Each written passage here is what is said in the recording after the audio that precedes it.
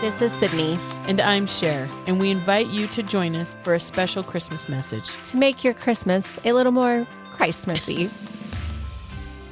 In a certain town, there lived a very honest cobbler called Martin.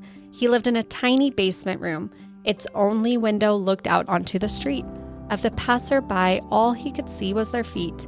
But since there was hardly a pair of boots or shoes that had not passed through his hand at one time or another for repair, Martin was able to identify the passerby by looking at their shoes. But life had been hard on Martin. His wife died, leaving him with a young son.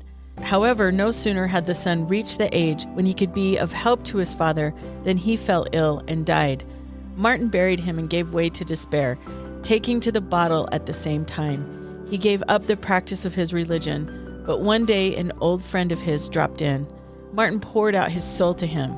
At the end of it, his friend advised him to do a little reading from the Gospels each day, promising that if he did so, light and hope would come back into his life. Where love is, there God is also.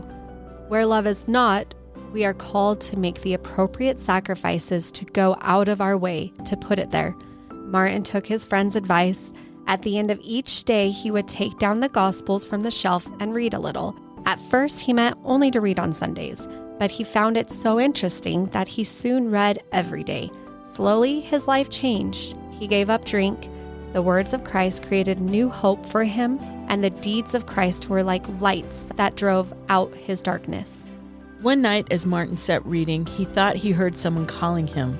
He listened and heard clearly, "Martin, Martin, look out into the street tomorrow, for I will come to visit you." He looked around the tiny room, and since there was no one to be seen, he reckoned it must be the Lord himself who had spoken to him. So it was with a great sense of excitement that he sat down to his work the next day. As he worked, he kept a close eye on the window. He was looking for something or someone special, but nothing exciting happened. Just the usual people passed by, going about their everyday business. The day wore on and nobody special passed by. In the early afternoon, he saw a pair of old boots that were very familiar to him. They belonged to an old soldier called Stephen. Going to the window, he looked up and saw the old man hitting his hands together, for it was bitterly cold outside. Martin wished that he would move on, for he was afraid he might obstruct his view, that he would not see the Lord when he passed, but old Stephen just stood there by the railing. Finally, it occurred to Martin that maybe Stephen had nothing to eat all day, so he tapped on the window and beckoned him to come in.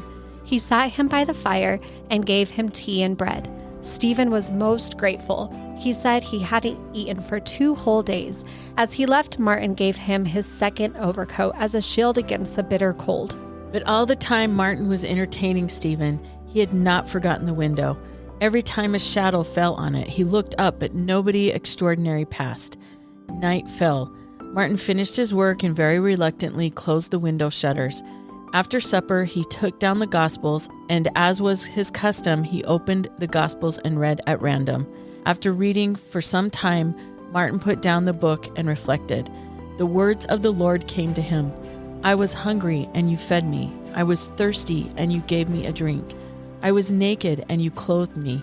He understood then that Christ had indeed come to him that day in the person of Stephen, and that he had made him welcome, and his heart was filled with a peace he had never before experienced. Let us remember this holiday season. If we do it unto the least of these, my brethren, we do it unto him.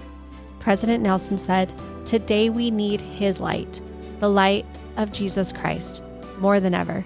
We need men and women who reflect his light by being peacemakers, willing to reason with others rather to contend with them. He shared 3 invitations with us. This Christmas season, will you let your light shine? Amid all the hustle and bustle of gifts and gatherings, will you let your life reflect the light and love of Jesus Christ? And finally, with the dawning of each day, could you identify someone who needs your light? As we follow Jesus Christ, we can make the world a better place. This is our prayer. From Sydney and Sher.